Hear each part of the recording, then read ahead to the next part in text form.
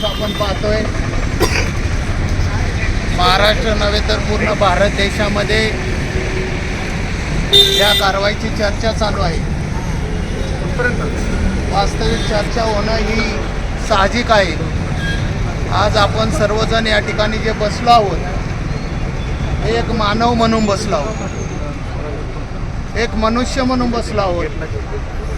कारण का मनुष्याच्या जीवन मरणाचा प्रश्नाचा स्रोत हा जर आंबेगाव तालुक्याच्या नावाला कुठे जर काळिंबा फासत असेल तर त्यासाठी मानव म्हणून पक्षाचे जोडे बाजूला ठेवून आपण एकत्र येणं गरजेचं आहे। या तालुक्याला इतिहास आहे। हुतात्मा बाबू गेनूंनी सुद्धा आपलं देहाचं बलिदान दिलं, त्या पद्धतीने सुद्धा आपल्याला सुद्धा बलिदान देण्याची आता वेळ आलेली आहे। पुढची भावी पिढी जर वेगवेगळ्या आजारांनी त्रस्त होऊन या जगाचा आनंद घेण्याऐवजी लवकरच आपल्यातनं जाणार असेल, त्याच्यासाठी आपण सर्वजण एकत्र आलो आहोत। खरं तर एक शासकीय अधिकारी कसा असावा याचं उदाहरण म्हणजे मुंडे साहेब आहे। मुंडे साहेबांनी तो कायदा किंवा ते अधिकार जे शासनाने आपल्याला प्राप्त करून दिलेत त्याचा खऱ्या अर्थानं एक चुणूक दाखवलेली आहे। अजून तर बरंचसं काही वाणी साहेब पुढे येणार आहे। तुम्ही म्हणतामध्ये जन्माला येतील, भविष्यामध्ये ते काळ्याच्या रूपात येणाऱ्या मानवाला सुद्धा खातील, अशा प्रकारचं वक्तव्य किसनरावजी बानकिले साहेब करायचे। आणि त्याचा आज खरं तर त्या काळचा शब्द न शब्द आज ज्यांनी तो राजेभाऊ ऐकला असेल त्यावेळेस अण्णांचं वाक्य आज खरं ठरते असं आमच्यासारख्यांना वाटतं। आज छोट्या कार्यकर्त्यांवर गुन्हे दाखल झाले असतील, परंतु पत्रकार बांधवांना माझी विनंती आहे, तुमचे प्रयत्न खरोखर साहजिक बरोबर आहे। काही गोष्टीला तुम्ही गेलात, कायदेशीर रुपये एखादी बातमी द्यायची असेल तर त्याचा FIR आपल्या हातामध्ये लागतो। हे तुमचं जरी वास्तव खरं असलं तरी पण तुम्ही पण एक आमच्यातलेच मानव आहात। तुमच्यातली कुठंतरी ती संवेदना जाग्या व्हावात आणि ह्या प्रश्नाला अधिक प्रकारची वाट आपण सर्वजण मिळून एकत्रित रूपी याची कुठंतरी या पुणे जिल्ह्यात नव्हे तर महाराष्ट्रामध्ये वेळ प्रसंगी वाणी साहेब ह्या प्रश्नामध्ये आमचा निलेश वळसे पाटील, तुकारामजी मुंडे साहेब यांची भेट घेऊन आले, त्यांचा सत्कार करून आला।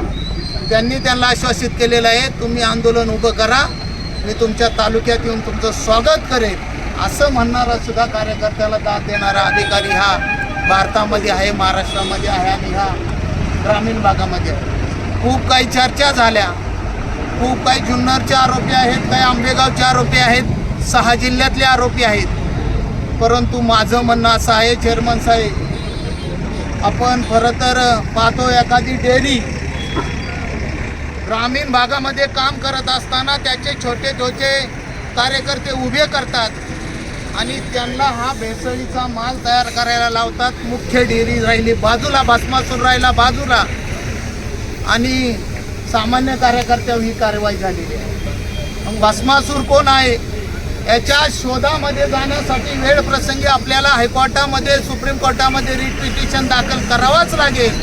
मानव म्हणून आपण कुठंतरी एकत्र आलं पाहिजे, ही धारणा आपल्या सगळ्यांची झाली पाहिजे। आज तुम्ही पाहिलंय भाऊ भावाला जाणायला तयार नाही ह्या प्रकरणामुळे। कुटुंबातली माणसं सुद्धा परकी व्हायला लागली। उद्या एखादा नेता म्हणून हा माझा सुद्धा माणूस नाही आहे, त्याचे सुद्धा आपल्याला गांभीर्याने विचार करावा लागेल। मग आंबेगाव तालुक्याचं नाव जरी खराब आज करण्याचं काम, आता राजाभाऊ म्हणले आमच्या मंचरचा संबंध नाही, परंतु राजाभाऊ मंचर हे आपलं मुख्य ठिकाण आहे, मुख्य नगरी आहे। मंचरचं नाव खराब झालं म्हणजे आमच्या गावाचं सुद्धा, आमचं सुद्धा नाक खराब झाल्यासारखं आम्हाला वाटते। कारण का या तालुक्यामध्ये खूप काही आपण मिळवलंय, खूप काही आपल्याला करायचे, आशा वालगाण्या करणारे खूप कार्यकर्ते आपल्याला भेटतील, परंतु आज जनतेने यापूर्वीच्या काळामध्ये जो लोढा म्हणून आरोपी आहे त्या आरोपी अशा 2 वेळा यापूर्वी सुद्धा कार्यवाही झाली होती, पण ती कार्यवाही या तालुक्यातल्या प्रतिनिधींनी दाबली की काय ही शंका। त्यावेळेस ते तर मंत्री होते, त्यावेळेस तर ते सगळी पदं भूषवत होते आणि लोढासारखा एक माणूस येतो आणि आंबेगाव तालुक्यामध्ये भेसळयुक्त दूध निर्माण करतो. त्यावेळेच्या पियायला नाही तसा त्रास झालेला आहे, आम्ही डोळ्यांनी पाहिलेला आहे.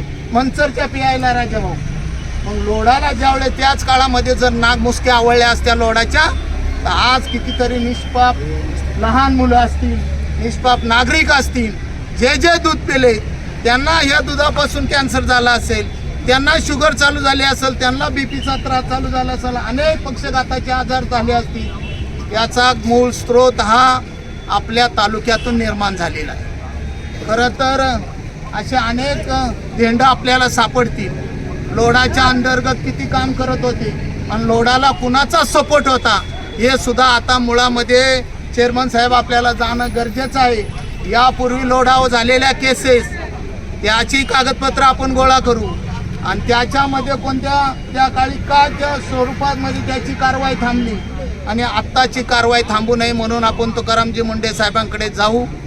वेळ प्रसंगी आम्ही तरी सत्तेत असलो, इजीभाऊ म्हणाले सत्तेत जरी असलो तरी मानवाच्या जीवनासाठी आपण एकत्र येणं गरजेचं आहे.